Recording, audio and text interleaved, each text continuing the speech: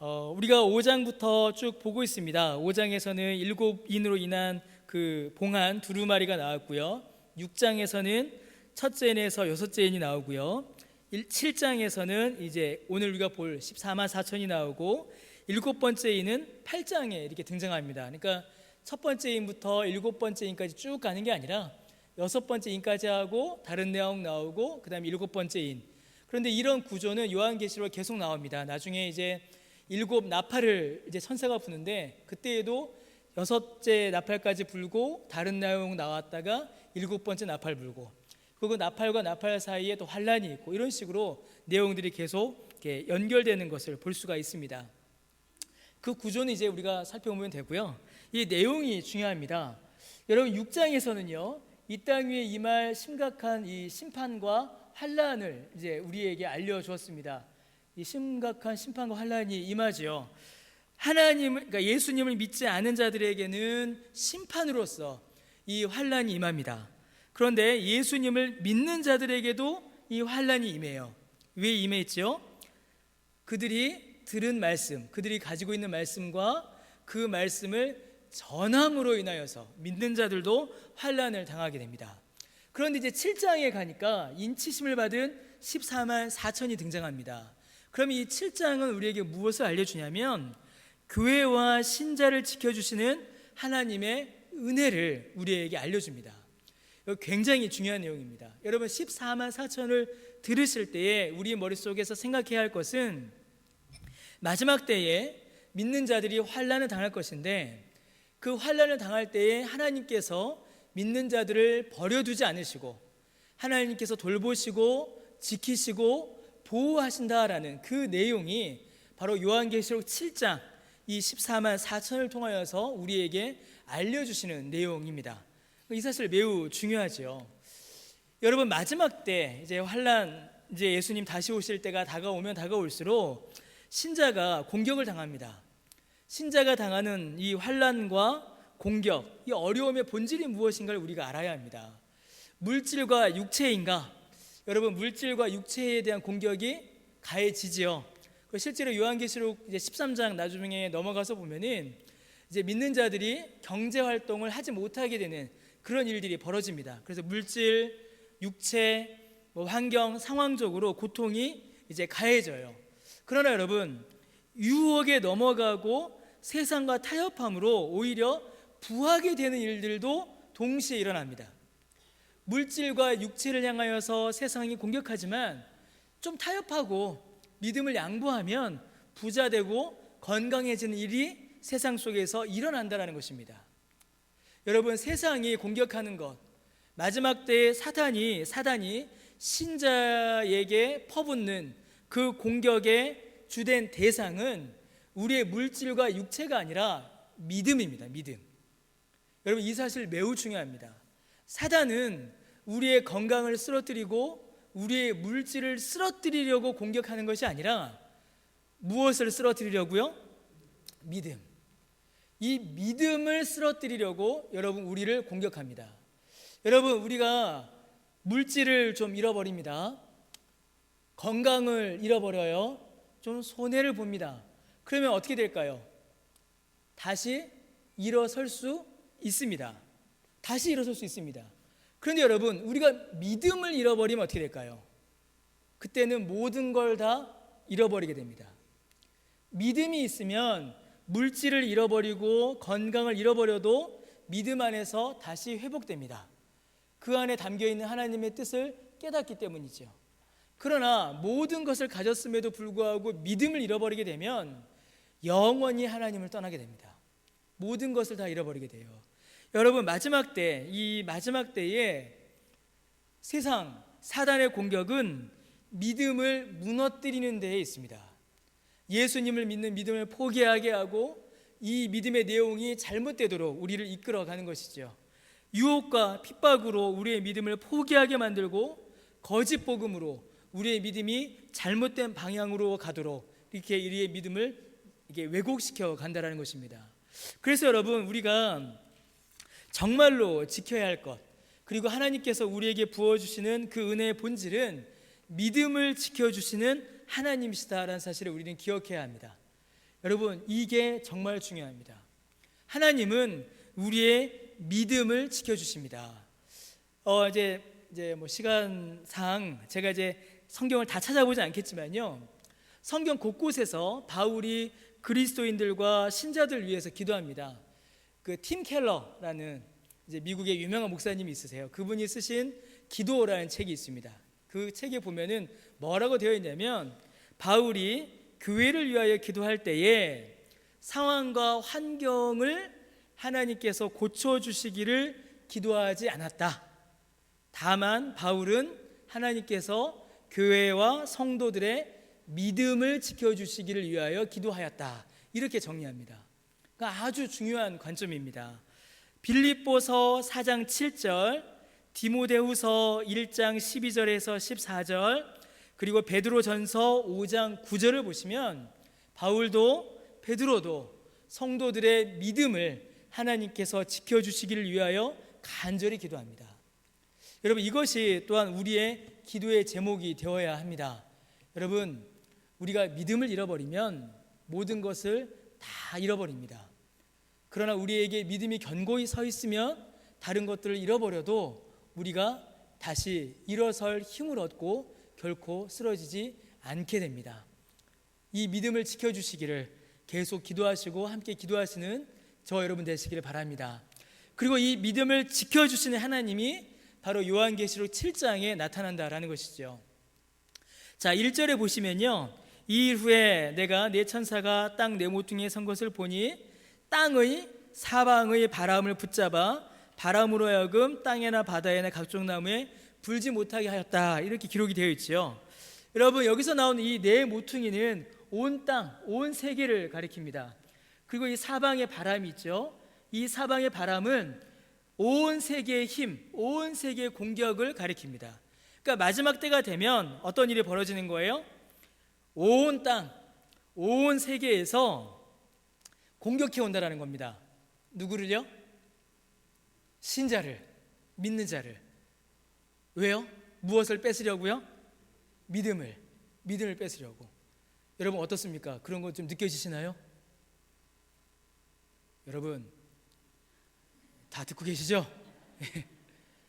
총칼에 맞지 않는다고 하여서 우리의 믿음이 공격을 당하고 있지 않는 겁니까? 아닙니다. 진짜 아닙니다. 총칼보다 더 무서운 공격이 우리의 믿음에 가해지고 있죠. 그렇죠. 여러분, 그거 느끼십니까? 음란이, 물질이, 세상의 더러운 욕망이 여러분 우리의 믿음을 무너뜨리려고 얼마나 공격합니까?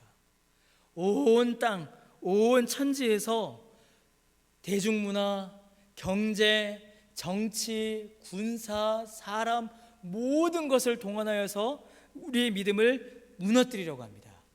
자, 그런데 어떤 일이 벌어져요? 천사가 바람으로 하여금 어떤 일이 벌어졌습니까? 땅에나 바다에나 각종 나무에 불지 못하게 하더라. 신자와 교회를 보호하시는 하나님의 은혜의 역사가 일어나는 것입니다. 자, 2절에 보겠습니다. 2절에 보니까 또 봄에 다른 천사가 살아계신 하나님의 인을 가지고, 이 하나님의 인을 가졌다라는 말은 하나님의 권위와 권세를 가졌다라는 말입니다. 해 돋는 데로부터 올라와서 땅과 바다를 해롭게 할 권세를 받은 네 천사를 향하여 큰 소리를 외칩니다. 자, 여기 있는 이 천사는 어떤 천사예요? 살아계신 하나님의 인을 가지고 왔으니 하나님의 권세를 받은 하나님이 보내신 천사죠. 그런데 이 천사는 조금 이상해요. 이 천사는 어떤 천사입니까? 땅과 바다를 어떻게 해요? 해롭게 합니다. 왜 땅과 바다를 해롭게 할까요? 이 천사들은? 저의 질문은 결코 어렵지가 않습니다. 뭐죠? 믿음을 빼앗으려고 땅과 바다를 해롭게 할 권세를 받은 네 천사가 나타난 거예요. 그런데 하나님이 인을 받은 이 천사가 땅과 바다를 해롭게 할 권세를 받은 네 천사를 향하여서 뭐라고 하는 겁니까? 큰 소리로 외칩니다. 동작 그만! 이러는 거예요. 어디 멈춰! 이러는 겁니다. 그러면서 뭐라고 합니까? 3절에 이르되 뭐라고 해요? 우리가 하나님의 종들의 이마에 뭐하기까지? 인치기까지 땅이나 바다나 나무들을 해하지 말라. 여러분, 저는 이걸 읽으면서 막 아멘이 막 터져 나옵니다. 왜 그렇습니까? 온 천하 만국에서 온 힘을 가지고 믿음을 무너뜨리려고 오는데 하나님의 권세를 받은 천사가 뭐라고 외친다고요? 동작 그만! 이러는 겁니다. 어디 신자들의 믿음을 너희들이 괴롭히냐? 멈추어라. 언제까지요? 하나님의 종들의 이마에 인치기까지 해야지 말라. 그럼 여러분, 이거 누구의 선언일까요? 천사의 선언입니까? 아니죠. 누구의 선언이에요? 하나님의 선언인 겁니다. 왜냐하면 하나님의 권세를 받은 천사가 외쳤으니 이것은 하나님의 선언인 것이죠. 하나님께서 하나님의 종들을 지키시는 겁니다. 자, 어떻게 지키시는가? 여기서 나오는 하나님의 종들은요, 슬레이브, 노예가 아닙니다. 여기서 나오는 하나님의 종들은 하나님을 섬기는 자들로서 뭐라고 되어 있습니까? 하나님의 소유된 자들이에요. 그러면 우리는 하나님의 종이죠. 그래서 우리는 누구의 소유입니까? 하나님의 소유입니다. 자, 그런데 언제까지요? 인치기까지라고 되어 있어요. 인친다. 인친다라는 이 말이 뭘까요? 인친다라는 이 말은요, 없던 것을 다시 한다라는 의미가 아닙니다. 우리는 이미 인을 받았어요. 우리 성령께서 우리의 이마에 인을 딱 박았습니다. 우리가 하나님의 종이다, 우리가 하나님의 소유다라는 인을 받았다라는 증거가 뭘까요? 예, 그 인을 받았다. 이 도장이 나는 하나님 소유라고 도장을 받았어요. 그 증거가 뭘까요? 그 증거 뭘까요? 여러분 다 받으신 겁니다. 여기 계신 분들 중 거의 다 받으셨어요? 세례입니다. 세례입니다. 나는 하나님의 소유다라는 영적 도장, 인이 여기 딱 박혔는데 그것을 공적으로 교회적으로 사람들에게 드러내는 의식, 예식이 뭐라고요? 세례인 거예요. 그럼 내가 예수 믿고 세례 받았으면 나는 이미 누굽니까? 하나님의 소유된 백성이에요. 나는 누구 겁니까? 내 겁니까? 그렇죠. 왜 이렇게 일단 분명히 하셔야 됩니다. 나는 누구 겁니까? 하나님 겁니다. 최소한 예수 믿고 세례 받았으면 나는 누구 겁니까? 하나님 겁니다. 그러니 천사가 사방에서 온 힘으로 나의 믿음을 무너뜨리려고 덤벼온다 하여도 그 공격이 우리를 넘어뜨릴 수 있을까요? 없을까요? 없습니다. 믿으십니까? 정말 믿으세요? 예, 이건 저는 정말 믿습니다. 이건 우리가 믿을 수밖에 없어요. 인치기까지, 여기서 그래서 인을 친다라는 말은 없던 일을 다시 친다라는 말이 아니고요. 뭐라고 되어 있습니까? 하나님께서 약속하신 그 구원이 완전히 실현될 때까지, 곧 우리가 어디 갈 때까지요? 천국 갈 때까지 우리를 향한 그 모든 공격으로부터 하나님께서 우리를 지켜주신다라는 겁니다. 그러니까 여러분, 이 14만 4천을 보시면요, 어떤 생각이 드셔야 될까요? 어떤 이단자들처럼 어떻게 하면 14만 4천에 들어갈 수 있을까? 그걸 말하는 게 아닙니다. 이 14만 4천을 딱 보면 어떤 생각을 먼저 하셔야 되냐면, 하나님께서 내 믿음을 지켜주신다. 이 세상이 내 믿음을 쓰러뜨리려고 그렇게 공격해와도 하나님이 내 믿음 지켜주신다. 그 사실을 우리가 이 14만 4천을 통하여서 확인할 수 있는 것입니다. 하나님께서, 이게 너무 제가 글자를 작게 썼네요. 그 백성들의 구원을 위해서 이 땅 위에서 우리가 온갖 박해와 시험을 당하여도 영원한 천국에 이르기까지 무엇을요? 그 믿음을 지켜주시는 것입니다. 바로 믿음을 지켜주시는 하나님을 우리가 발견하게 되는 것이죠. 자, 그 인침을 받은 자들이 있습니다. 그 인침을 받은 자들이 누구라고요? 14만 4천이에요. 자, 4절에 이렇게 되어 있습니다. 같이 읽어보겠습니다. 내가 인침을 받은 자의 수를 들으니 이스라엘 자손의 각 지파 중에서 인침을 받은 자들이 14만 4천이다. 그래서 유다 지파 중에서 1만 2천, 루벤에서 1만 2천, 갓 지파에서 1만 2천, 1만 2천 곱하기 12 해서 14만 4천이 이제 쭉 등장합니다. 자, 과연 이 14만 4천이 무엇인가? 여러분 14만 4천 들어보셨나요? 예, 많이 들어보셨죠? 이 14만 4천에 대해서 두 가지 해석이 있습니다. 첫 번째는 어떤 특정한 사람의 수, 특정한 수다라고 말하는 사람들이 있어요. 주로 이제 이단들이나 사이비 종교에서 이런 이야기를 많이 합니다. 이제 신천지 같은 경우에는 이제 그들의 신천지가 열릴 때에 택한 받은 자 14만 4천만이 신천 신지에 들어갈 수 있다 이렇게 주장을 합니다. 그래서 14만 4천 명만 모아야 된다 이렇게 얘기를 해요. 그런데 신천지만이 아니라 수많은 사이비 종교들, 많은 사이비 종교들도 이 14만 4천 명, 이 14만 4천이라는 수를 매우 강조합니다. 그런데 많은 이단들이요, 여러분, 이 14만 4천을 강조하다가 스스로 무너지게 돼요. 왜 무너지게 될까요? 왜 무너지게 되냐면요, 두 가지 이유 때문입니다. 14만 4천을 못 채우거나 많은 경우에는, 안타깝지만 많은 경우에는 14만 4천이 넘어가 버리기 때문에 그렇습니다. 참 안타깝죠. 신천지가 14만 4천을 그렇게 주장했습니다. 14만 4천 명만 천국 갈 수 있다. 그들이 처음 시작할 때는 14만 4천 명이 안 모일 것 같았나 봐요. 그렇게 해서 시작했죠. 근데 지금은 어떻게 돼버렸을까요? 넘어버렸습니다. 참 안타까워요. 그래서 자기들 스스로 이 14만 4천을 자기들 스스로 포기하는 일들이 이단과 사이비들 안에 많이 일어납니다. 많은 사이비 종교들이 그래서 14만 4천을 어떤 수, 1명, 2명, 3명, 4명 이렇게 생각하는 사람들이 있어요. 그런데 그건 이제 성경적이지가 않습니다. 그건 성경적 가르침이 아닙니다. 그 왜 아닌가 이제 또 말씀을 드리겠습니다. 두 번째로 이 14만 4천에 대한 매우 중요한 해석이 있는데 뭐가 있냐면 마지막 때 예수님께로 돌이킬 유대인들을 가리키는 수다라고 이렇게 말하는 분들이 계십니다. 우리 그 7장 3절부터 보시면은 이스라엘의 12지파가 나오죠. 그래서 이 이스라엘의 12지파에서 1만 2천 명씩 그들이 돌이킬 때에 예수님이 대신 오실 것이다. 자, 예수님의 종말, 예수님의 재림을 바라는 모든 자들은 그래서 빨리 누구를 전도해야 될까요? 그렇게 믿으면요, 유대인들을 전도해야 되죠. 그렇죠? 그래서 유대인들 중에 14만 4천 명이 예수님을 믿으면 무슨 일이 벌어진다고요? 예수님이 재림하신다. 그래서 여기서 나오는 14만 4천은 마지막 때에 예수님을 믿게 될 유대인들이다. 그렇게 믿는 분들이 계세요.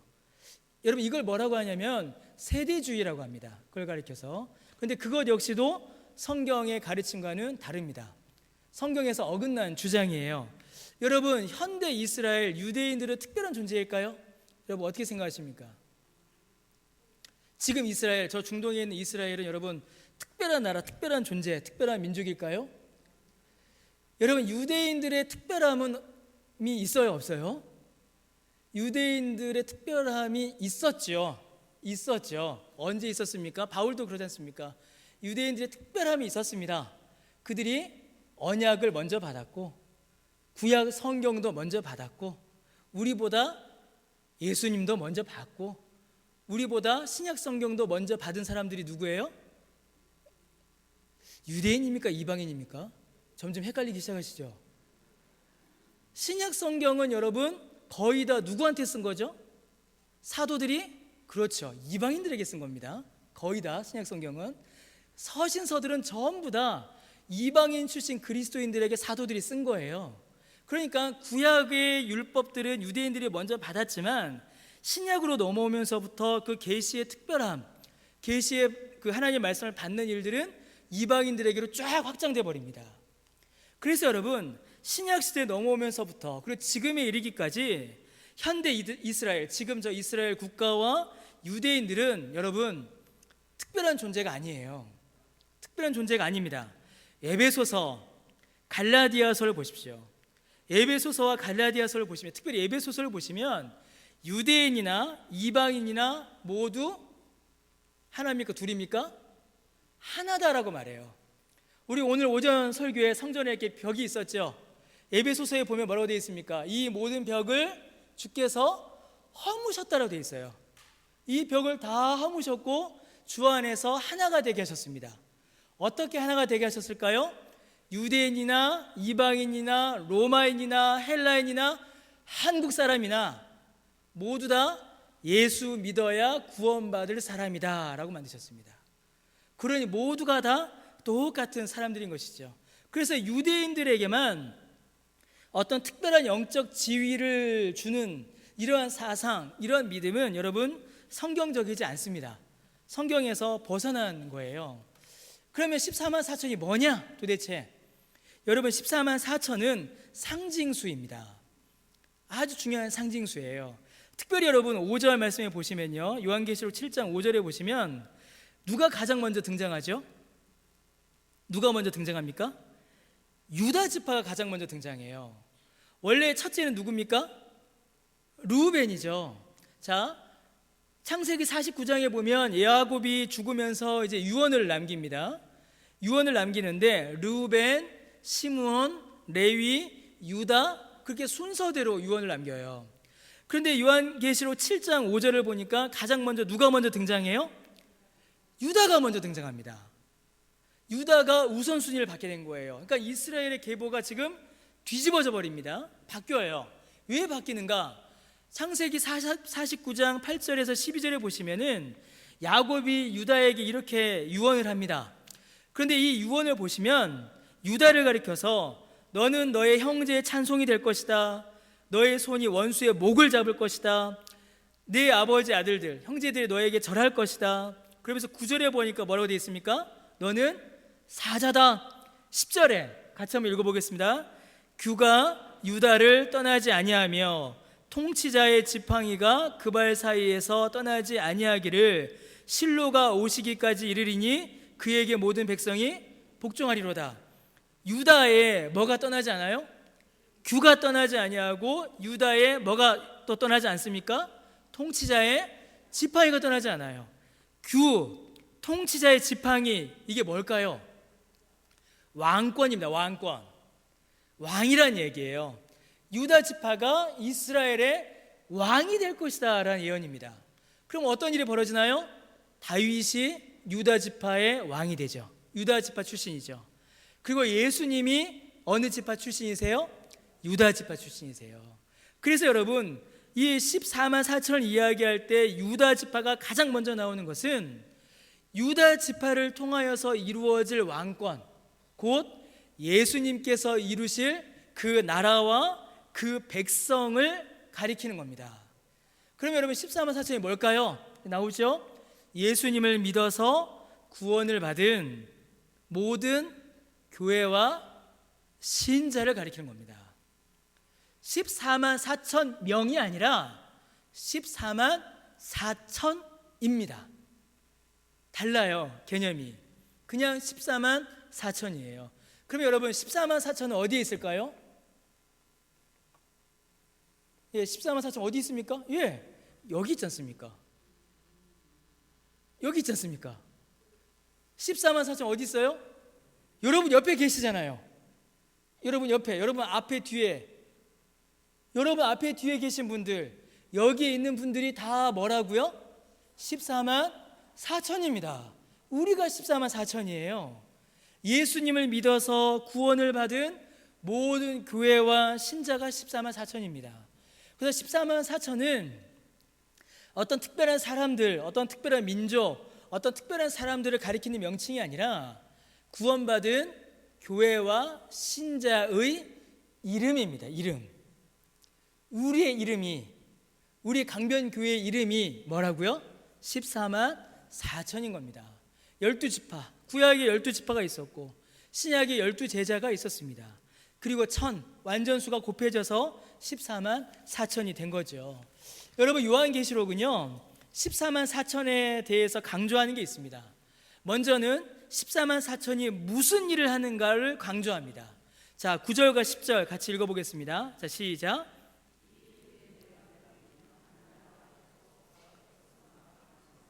아무도 능히 셀 수 없는 큰 무리가 나와 흰 옷을 입고 손에 종려가지를 들고 보좌 앞과 어린 양 앞에 서서 큰 소리로 외쳐 이르되 구원하심이 보좌에 앉으신 우리 하나님과 어린 양에게 있도다. 이 14만 4천이요 각 나라와 족속과 백성과 방언에서 나왔습니다. 흰옷 거룩한 자가 되어 손에 종려가지를 들고 하나님의 보좌 앞과 예수님 앞에 서서 뭐 한다고요? 뭐 합니까? 큰 소리로 뭐예요? 외쳐 이릅니다. 이게 뭐죠? 찬양입니다. 찬양. 14만 4천이 하는 일이 뭡니까? 찬양입니다. 찬양과 예배, 이게 바로 14만 4천이 하는 일입니다. 마지막 때에 구원받은 주님의 교회가 해야 할 일, 찬양, 예배이지요. 그래서 여러분 11절과 12절 같이 한번 읽어보겠습니다. 자, 시작. 모든 천사가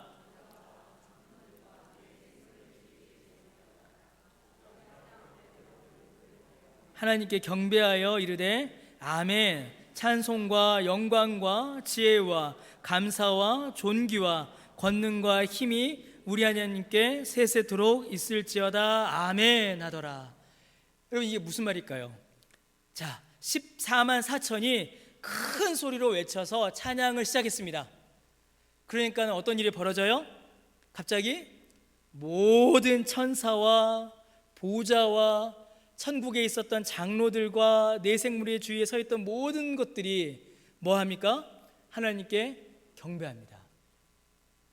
이게 어떤 장면인 줄 아세요, 여러분? 쉽게 이야기하면요, 14만 4천은 하나님께 찬양하고 천사들의 찬양을 인도하는 겁니다. 찬양 인도한다고요. 이게 14만 4천이 하는 일입니다.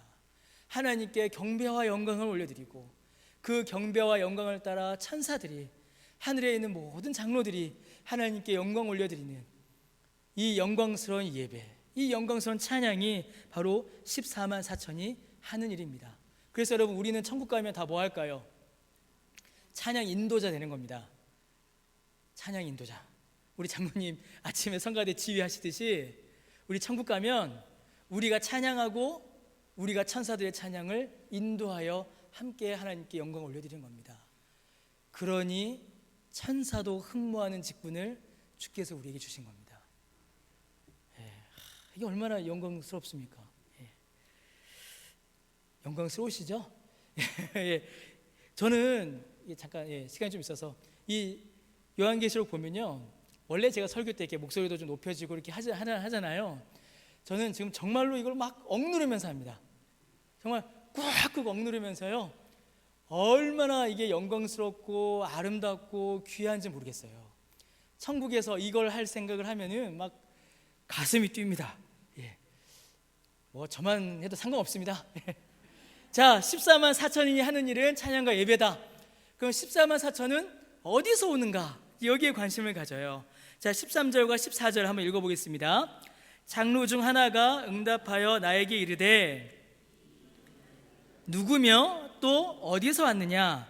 내가 말하기를 내 주여 당신이 아시나이다 하니 그가 나에게 이르되 이는 큰 환난에서 나오는 자들인데 어린 양의 피에 그 옷을 씻어 희게 하였느니라. 자, 14만 4천이 어디서 왔는가? 장로들이 이제 요한에게 물어보는 겁니다. 요한에게 도대체 이 사람도 어디서 왔습니까? 라고 물어보니까 요한이 뭐라고 해요? 아시잖아요, 이렇게 얘기하는 겁니다. 당신이 아시지 않습니까? 그러니까 장로가 뭐라고 합니까? 큰 환난에서 나온 자들이다. 어린 양의 피에 그 옷을 씻어 희게 된 자들이다.